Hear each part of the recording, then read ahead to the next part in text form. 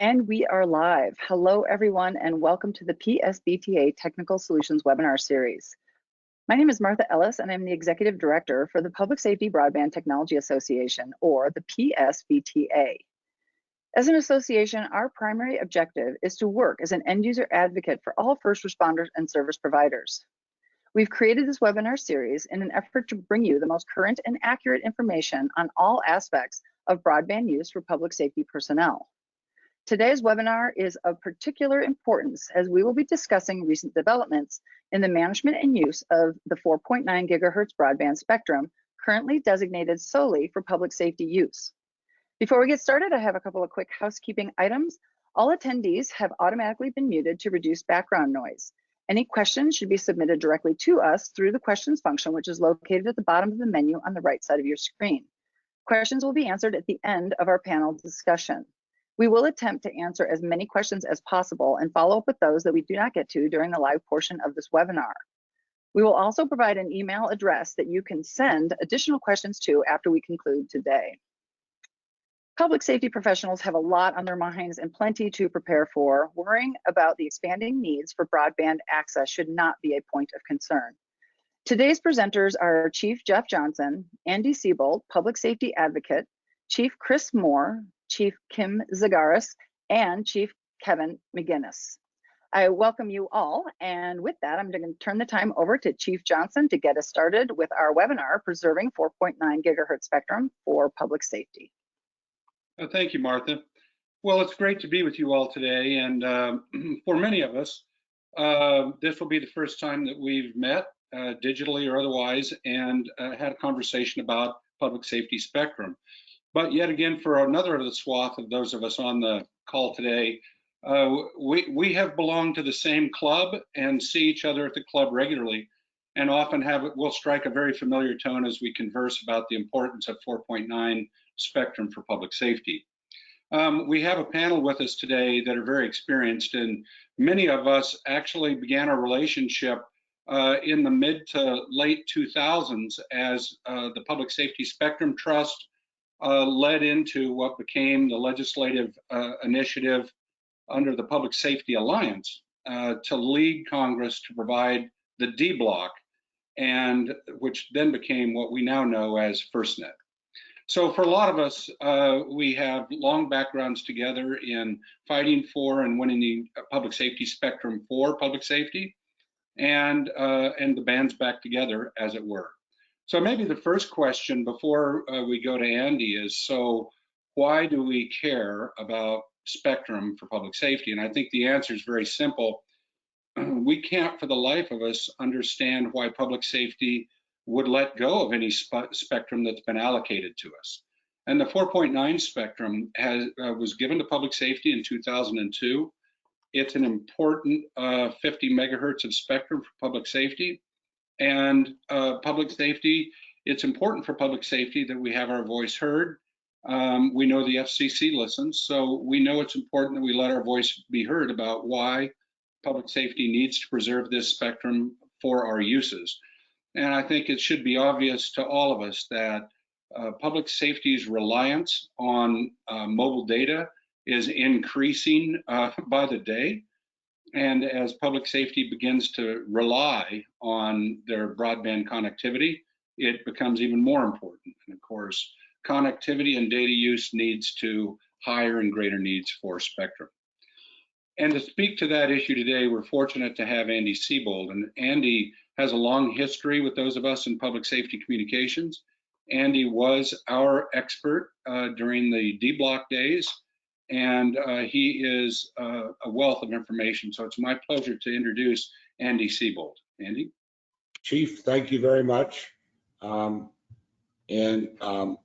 We are embarking on a very important mission.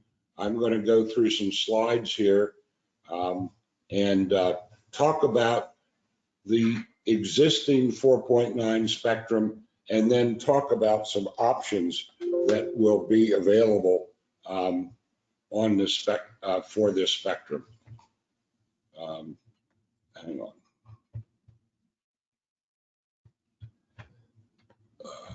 Okay, here we go. So First of all, as the chief said, this spectrum was allocated to public safety in 2002. It's 50 megahertz of spectrum at 4.9 gigahertz. It was intended to be used for Wi-Fi type operation, and it has been used. It didn't start out with a big influx of users. For one reason, the technology took a while to mature so that there was equipment available for that band. And second of all, there was some confusion, which I'll talk about what the band was for and what it would do. But the issue we are facing today is that the FCC came to the conclusion, and we believe wrongly, that expanding the use of and investment for 4.9 spectrum meant using it for other uses than just public safety. They claim that there aren't enough users on the spectrum to make it worthwhile to keep it for just public safety. We don't agree with that. One of the reasons that we don't agree is that when the FCC first issued the spectrum to the public safety community, they required licenses that were geographic in nature. In other words, you didn't have to say how many devices, where the devices were, what they were being used for, what was the coordinates of the device, and all the things that we've been used to in the land mobile radio solution. So what's happening now is that the point-to-point users have flocked to the 4.9 band. And by that, I mean the people who are using this, as you'll see in the next slide. Well, this is what the FCC said the uses they believed would happen. And you can see permanent fixed point-to-point, multi-point links that deliver broadband service, and point-to-point video surveillance, and fixed point-to-point backhaul for broadband traffic, all of which are being used in some places of the country in more cases than the FCC really knows about or has a record of. The secondary uses were additional things there that you'll see on the screen. And the slides will be part of the presentation afterwards. The FCC rules that they started with was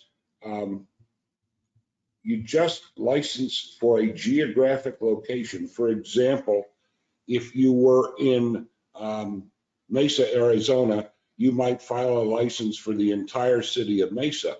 In Mesa, you might then, if you didn't refile a license, start using that spectrum for various different point-to-point fixtures, but the FCC would only have recorded a single license, not the fact that you're using it for other uses. The original band plan, you can see here, they had divided this spectrum into 1 and 5 megahertz chunks. So if you were going to do cameras, for example, you would probably go with a 5 megahertz slice of spectrum. If you were going to use command and control, you might use 1 megahertz. However, if you look at the top here, they did say that you could aggregate channels. So you could end up with 5, 10, 15, or 20 megahertz channels, depending on what you were going to use the spectrum for. But again, that's not specified or required on an FCC license. So where we are today is the FCC is considering opening this band for other types of users. The utility people have asked to share some of this spectrum. But recently, utilities have gained access to the 900 megahertz spectrum for broadband, which Morgan O'Brien's company has gotten the FCC to allocate for them. Another organization that's after this spectrum is the Wireless Internet Service Providers Association, or WISPA. They do a wonderful job in rural broadband, and they're mostly smaller companies. However, if you've been following what's going on with the FCC has just granted unlicensed use on a secondary basis to what's called the 6 gigahertz spectrum. That spectrum that is being used by critical communications, point-to-point microwave, public safety, utilities, the National Association of Broadcasters, and many others. Yet the FCC feels that it's fine for these unlicensed users with Wi-Fi 6 to come into the band and that they won't interfere with existing critical communications. That's an issue that we'll have to see how it works out. When we get back to public safety at 4.9, we need to keep the spectrum, and I'll talk a little bit about why I think it's so important. But we have a couple of projects that we have to make sure of. There are a bunch of users who are using it, mostly for point-to-point. How do we protect them going forward and not require them to move to a different technology or different portion of the band? We think we can do that. And then we've got to look at what types of devices and what kinds of a technology shift there might be available for that band that would help public safety better. So I want to talk about several options that we are looking at. There are some other technology solutions which have not yet been determined. We want to leave the door open as we proceed with this, so that if there are other ideas that are brought forward, they can be examined and looked at. But there are two ways of using this spectrum more efficiently for public safety broadband. And that is whether it's LTE or 5G, and I'm looking at 5G, there are two types of systems that are in use around the world. The first is frequency division duplex, and that's what most of us are used to. There's an uplink set of frequencies and a downlink set of frequencies, and we could use the bottom 20 megahertz, for example, for uplink, and the upper 20 megahertz for downlink, and that would leave us 10 megahertz in the middle for existing 4.9 users. It would be more difficult to add the 10 megahertz for broadband after time, but we have a lot of options available to us, as you'll see. The next technology is something called time division duplex, which both mobile and cell sites transmit on the same spectrum, but space out in different times. This has been very successfully used by Sprint in their 2.5 gigahertz band. There are a lot of non-US networks that are using TDD. And this way we could phase it, for example, with 30 megahertz for time division duplex and 20 megahertz for existing 4.9 users, or we could use 40 megahertz and save 10 megahertz for existing users. And this method would permit at some point in time for all 50 megahertz of it to be used for broadband. And like I said earlier, there are a lot of things going on in the technology world today. So we're not trying to say this is the specific uses we have in mind. We're saying we want to use the spectrum more efficiently for public safety, and we have some ideas, and we're sure that the other people in the industry have other ideas too. So that's what I have to share with you today. For more information on this, the pssa.org, and if you read my public safety advocate, the Thursday edition will be devoted specifically to this new enterprise and what we're trying to do with it. Thank you, and Chief, back to you. Thank you very much, Andy. I'm sorry. Thank you, Andy, for the insights. I just wanted to tell you that was great foundational information, and now we would like to move into our panel discussion on the significance of today's topic and its relevance to the respective disciplines of public safety. So Chief Johnson, take it away. Yeah, thank you, Martha. Appreciate it.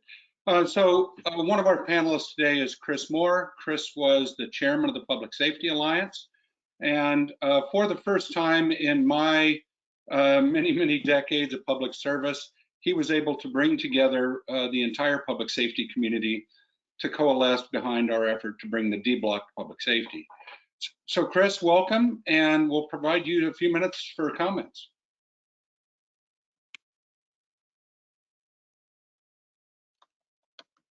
Helpful to make sure we get the mute right. JJ, thank you very much for the introduction, and thanks to everybody who is present and attending on today's webinar.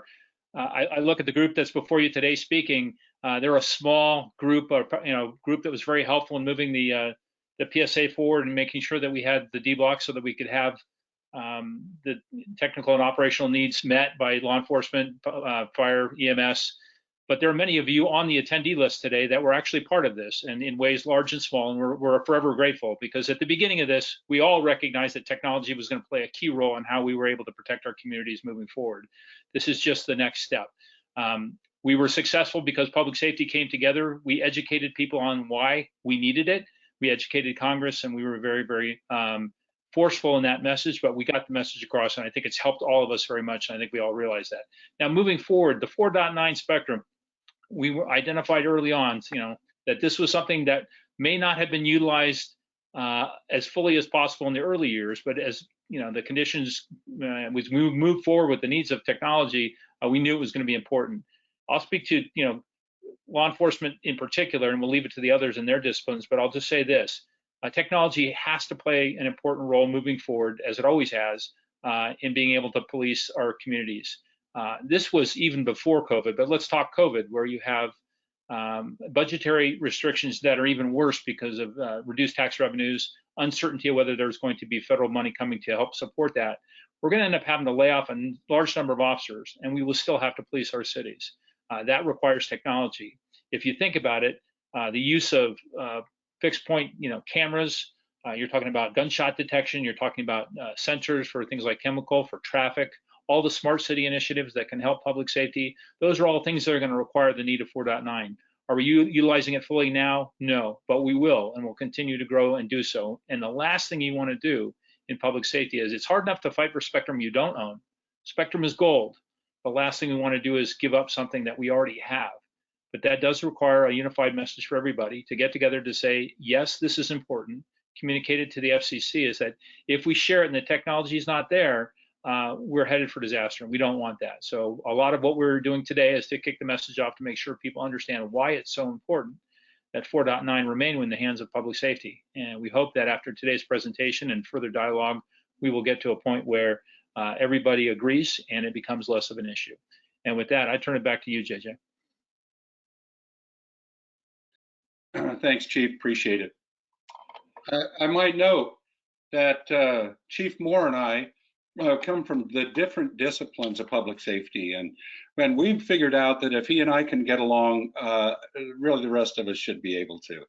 He's a great guy, great leader. Chris, thanks for your work over the years on D block, and thanks for your continued engagement on 4.9. We have, before I go to Chief Zagaris, we have had a question come up. We did have a comment from Washington State Department of Transportation. They have statewide licenses with over 200 point-to-point and point-to-multipoint, and statewide licenses for temporary ad hoc paths.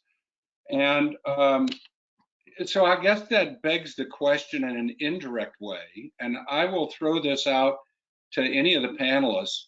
What are our collective thoughts on how we protect the existing users that are currently in the 4.9 spectrum, and realizing, of course, that you heard Andy Seybold mention that there were over 3,000 licenses out there.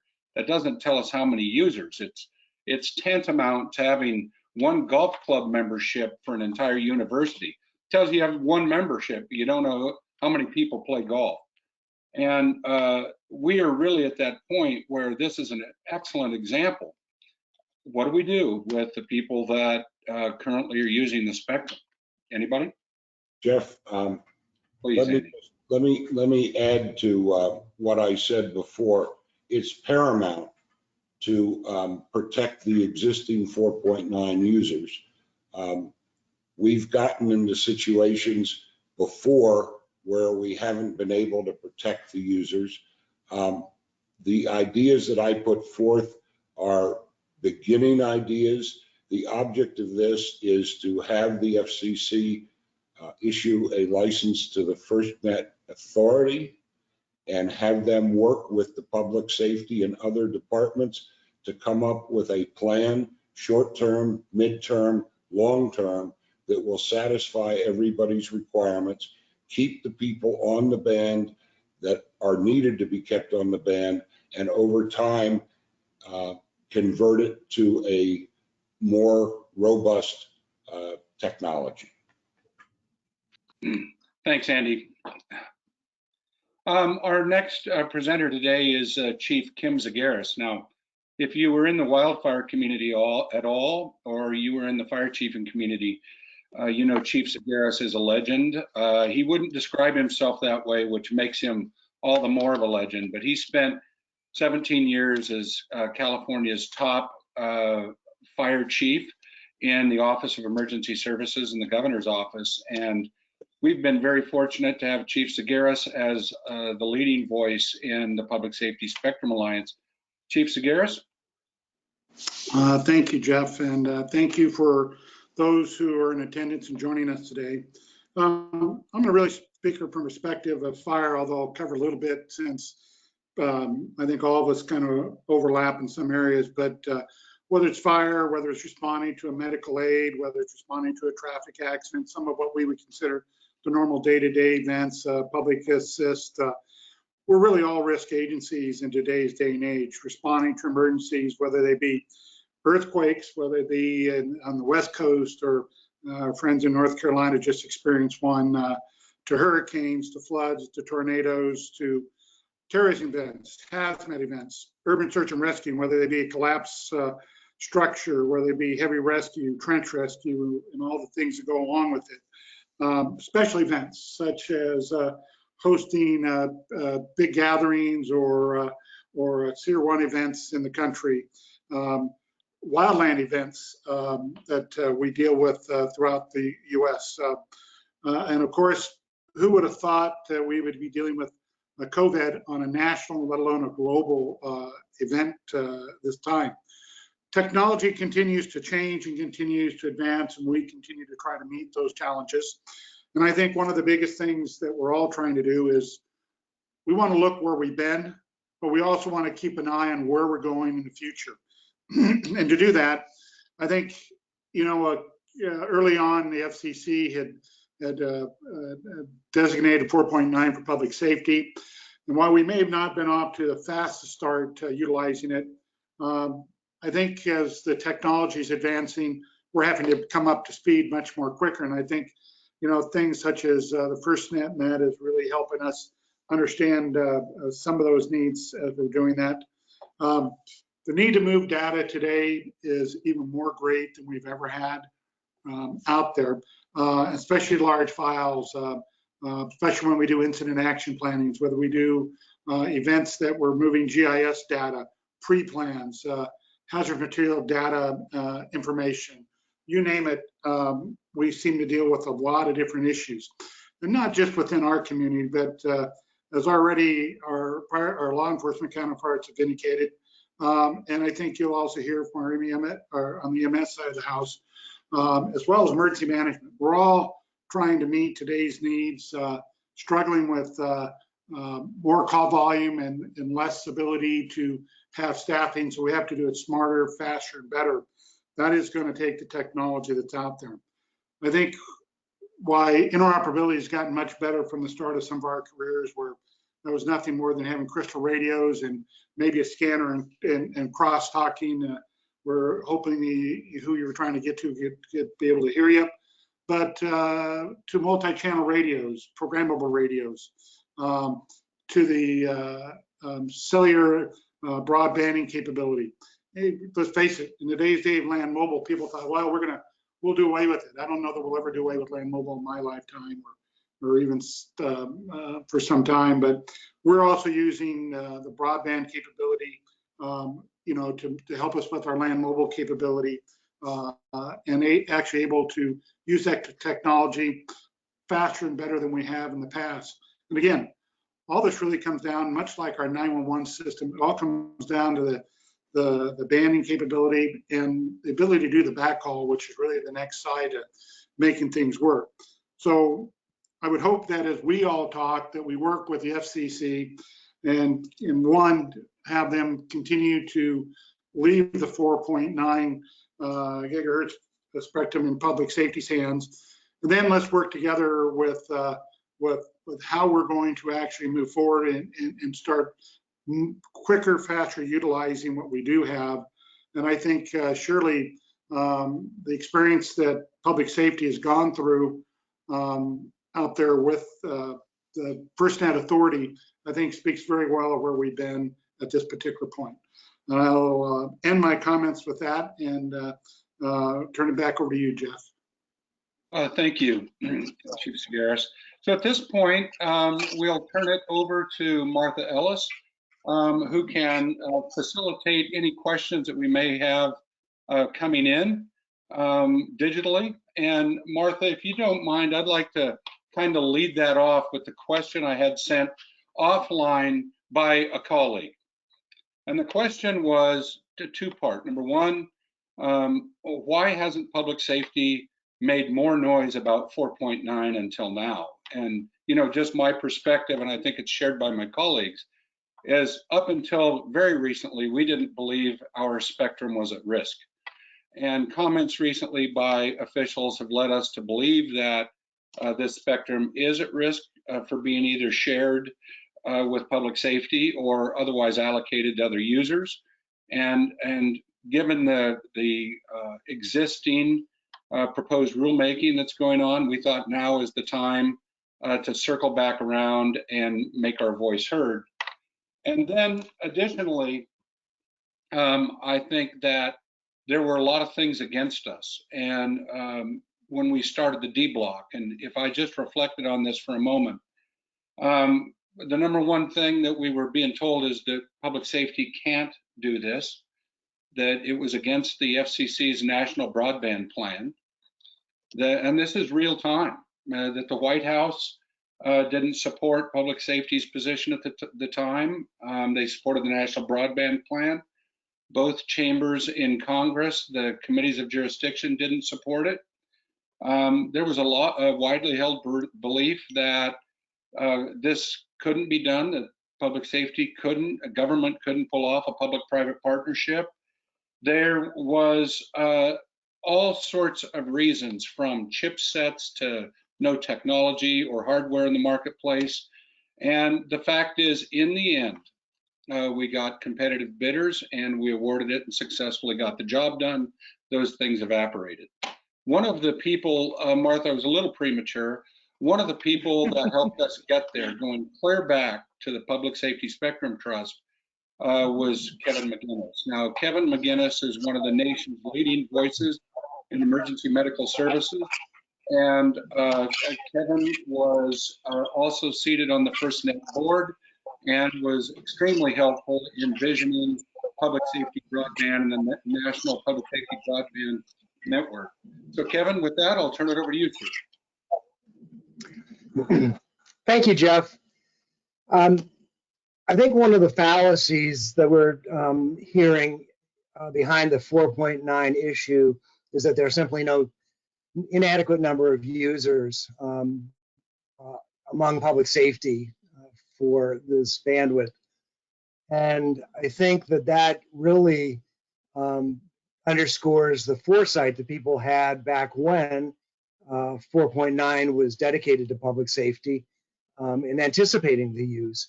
And EMS, like other disciplines, perhaps more than other disciplines, is really just on the cusp of needing the added bandwidth, especially for broadband and transition to 5G. And we've seen that the COVID pandemic, and everybody's mentioned, has really accelerated this in healthcare in general. We have primary care practices out there that have increased their telemedicine use by several 100% over the past few months. And EMS is starting to see the same kinds of effects. EMS has used telemedicine somewhat sparingly around the country, but there are examples of very good and productive use. Houston is a great one. Houston Fire has been using telemedicine through its Ethan program for a while on 911 calls to avoid having patients who don't need to go to the hospital, emergency department, which is the most expensive place, an inappropriate place to take care of non-emergency types of cases. And they've successfully used telemedicine to avoid that. We're seeing increased uses in places like Austin and Colorado Springs doing much the same kinds of things. And in New York City, a health system there is going to be utilizing its EMS base to run regular physician and other based telemedicine programs and visits through its EMS division.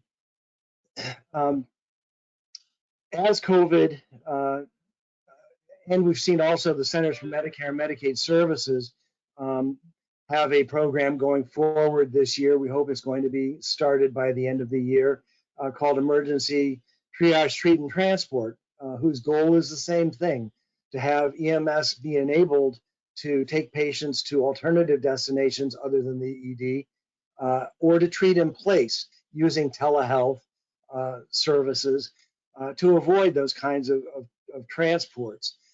We've seen new uses under COVID of telehealth where units responding to 911 calls have been doing some assessment outside the building in which the caller has called from to assess how many professionals need to gown up and mask up and actually go in to deal with the kind of problem that is at the scene. We would have never thought of really doing that anytime before this.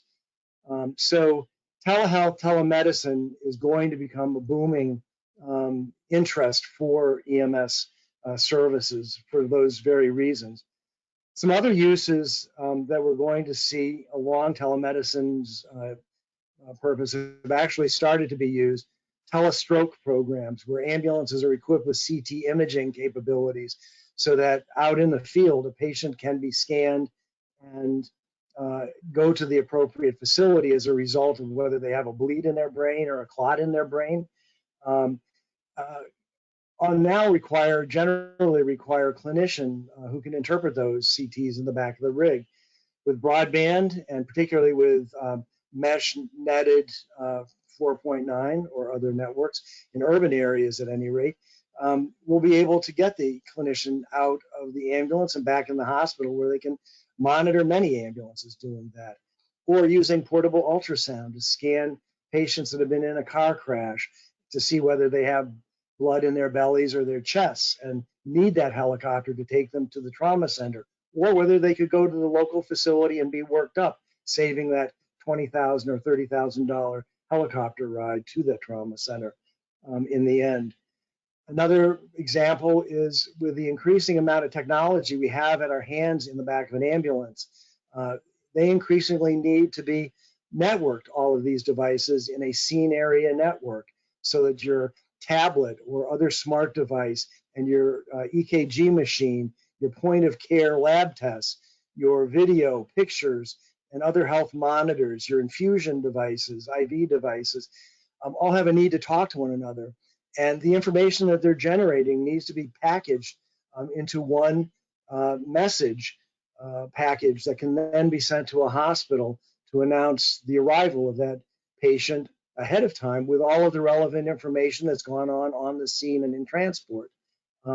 So all of this is stuff that is right on our horizon.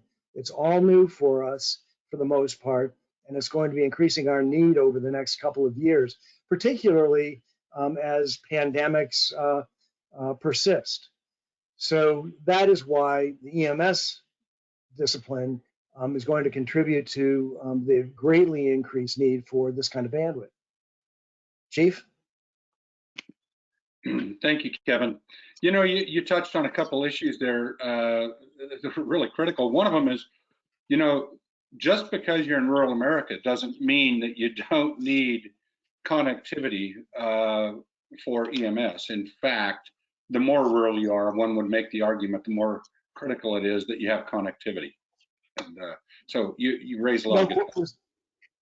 No question about that. I mean, when you look at ambulances in a rural community, it's a real hardship when they have to transport a patient into an urban center and take that ambulance out of that community.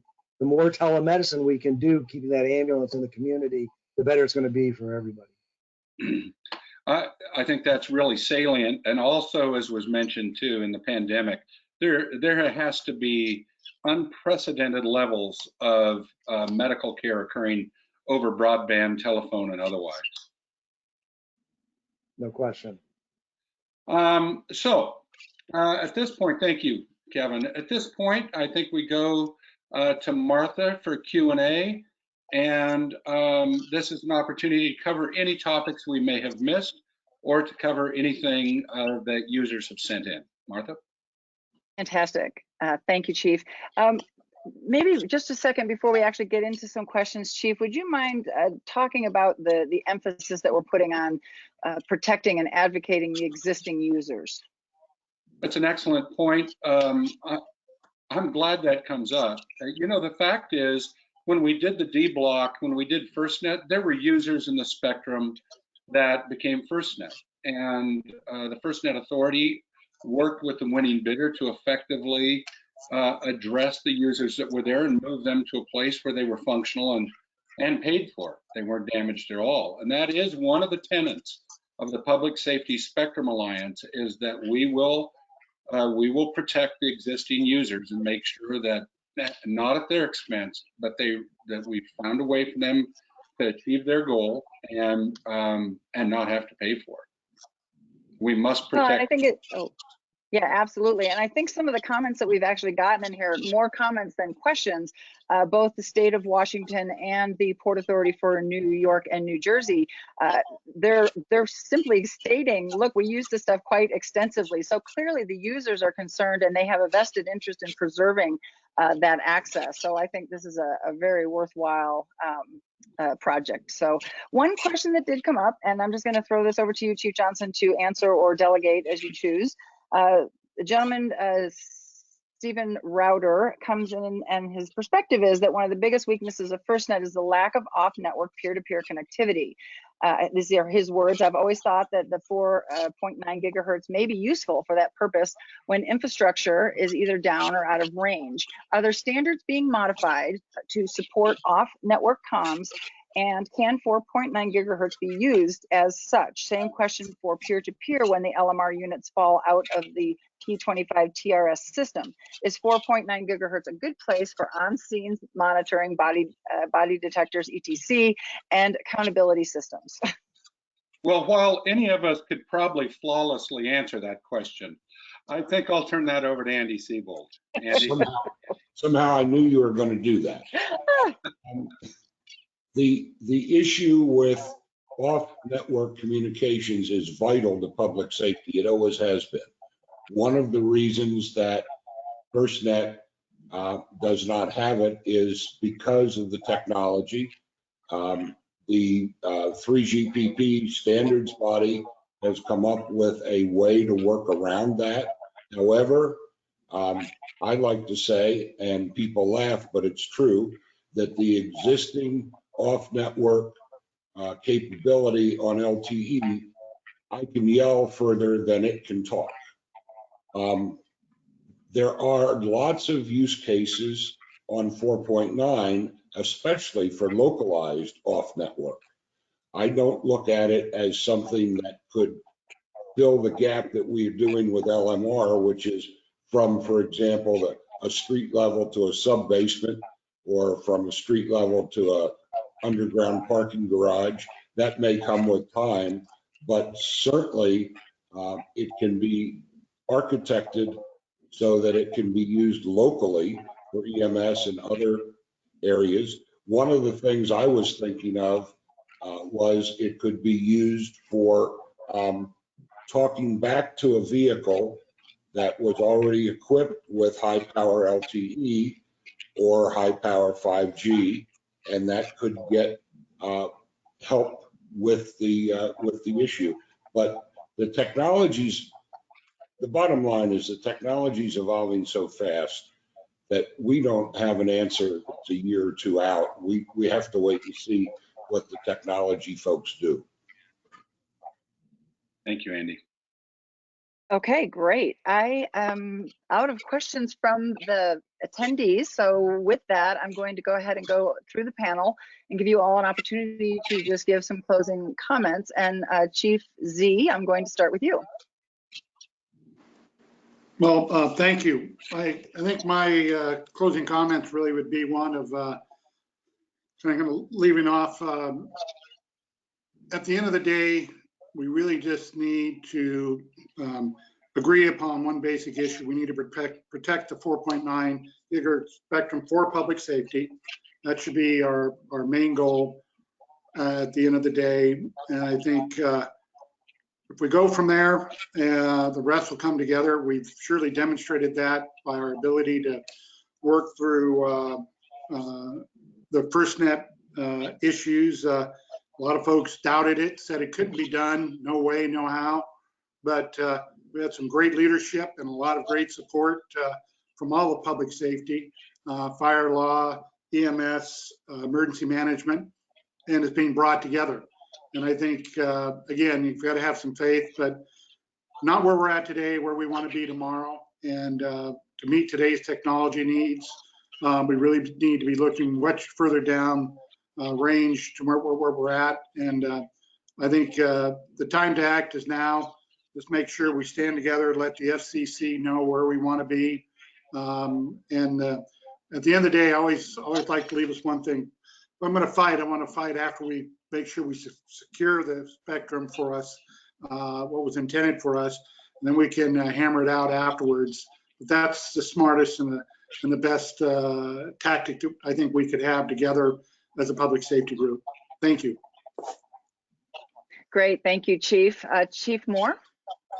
Sure, thanks very much, Martha. Just to follow on something that Kim just mentioned, and when we were fighting the D block, I can't tell you the number of times, not only tell you we were going to lose, that we had lost. Go home, don't bother us. And one thing that came across first, don't tell cops, firefighters, EMTs that you're dead, because we fight hard. And I said, we might end up dying, but we're going to have a bunch of bloody noses around us if that's the case. So that's the spirit under which we undertake this, with all due respect to those. The other thing is just to touch on one thing that Andy had mentioned, and that's with respect to making sure that those who are in the space now, that we protect them. People make investments in these types of things, and we really need to make sure that, and we did that, again, like JJ said, with the D block. We're not in the business of trying to outdo somebody or push somebody out, but this is our spectrum. We shouldn't have to fight for it. And so therefore, we hope that everybody who's on this call can take that message forward, that we're here to stay. We want to make sure that public safety has what it needs. Now, the other one last comment would be with respect to the technology. How come it hasn't gotten as far as it should? Well, part of it's timing, part of it's chipsets. It's the same arguments we heard before.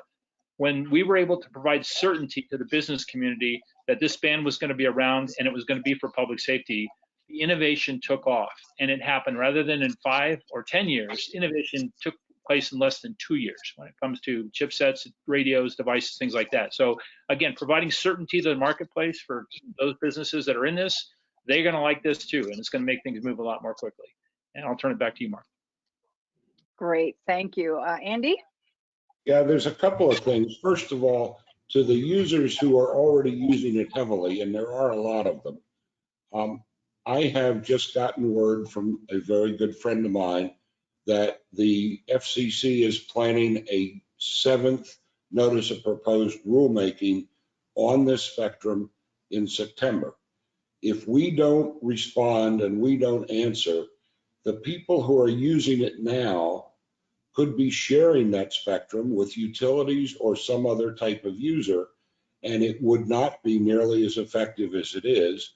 So my final close here is we need to stick together. We need to keep this for public safety. We need to make sure that the existing users are well taken care of, and that as we move forward, we can utilize it more.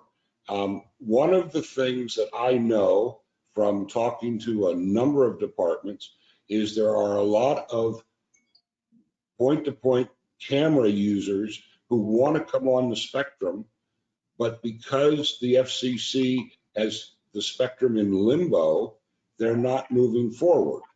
So we need to make sure the spectrum belongs to public safety so that the public safety community can make up their minds what they want to do. Great. Thank you so much, Andy. And Chief McGinnis? Sure. I'd like to just emphasize again my appreciation of the FCC that dedicated this spectrum and dedicated 5.9 for intelligent transportation systems, which included a segment so that responding emergency vehicles could talk to one another and not run into each other, and 6.0 to provide backhaul and other abilities for us. But to warn the FCC that wants to remove all that from the reality of our world, because we're not using it, that we are indeed using it, and that as was just mentioned, our adoption of technology has been blindingly fast, and is going to really start to peak in the next year or two. Fantastic. Hey, Chief Johnson, I want to ask you a quick question. People are going to want to get involved. What are some of the better channels for folks to have their voices heard and to support this effort to preserve 4.9? Well, that's a great question. I think, of course, you can always reach out to any of us, and we'll facilitate your involvement. And then also you can go to the PSBTA website and find information about the Public Safety Spectrum Alliance. And that's a good place to leave us a note and tell us you would like to get involved and contribute. And it's also a great place to locate the petition that we're circulating. You're going to want to sign the petition and help us make our voice heard. So that would be my recommendation, is to go to the Public Safety Broadband Technology Association website and reach out to us that way. Fantastic. And Chief, do you have any closing comments before we move to the end of this? Well, I think maybe just a few, and we start with, I think the FCC absolutely has right the need to set aside large chunks of spectrum for our future. And public safety's message on that is us too. We already have this 50 megahertz of spectrum allocated to public safety.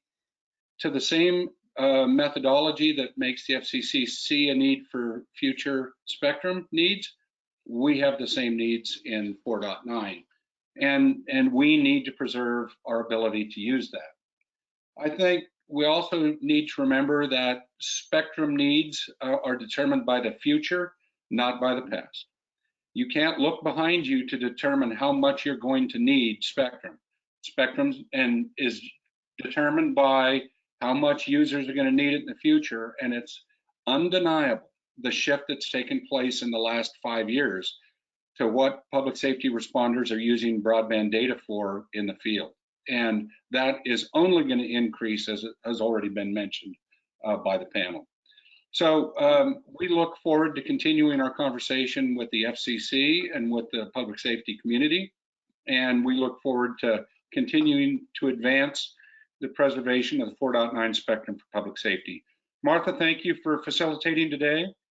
It's always a privilege to talk to the community, and I want to thank our panelists. Thank you each. Fantastic. Yes, and I too want to thank all of our presenters for coming on today and preparing. We hope that all of you enjoyed our webinar today and felt that it was time well spent. We deeply appreciate your participation. And again, we are the Public Safety Broadband Technology Association, and we want to be your advocate for all aspects of broadband utilization. By being here today, you help support our efforts to continually bring you cutting-edge information on the current and future developments in your broadband access. Please visit our webpage at thepsbta.org for more information on the association, our upcoming webinars, and all recordings of our previous webinars. In appreciation for your attendance today, you will receive a free membership to our association for 2020. Also, please tell your friends and peers that by attending one of our webinars, it includes a free membership to the PSBTA, which is a $75 value as a gift for us while we're all trying to navigate our current situation dealing with COVID. Again, if you have any additional questions on today's topic, please email us at info@thepsbta.org. This concludes our webinar on preserving 4.9 gigahertz spectrum for public safety. Thank you again for your time. It's deeply appreciated. Thank you.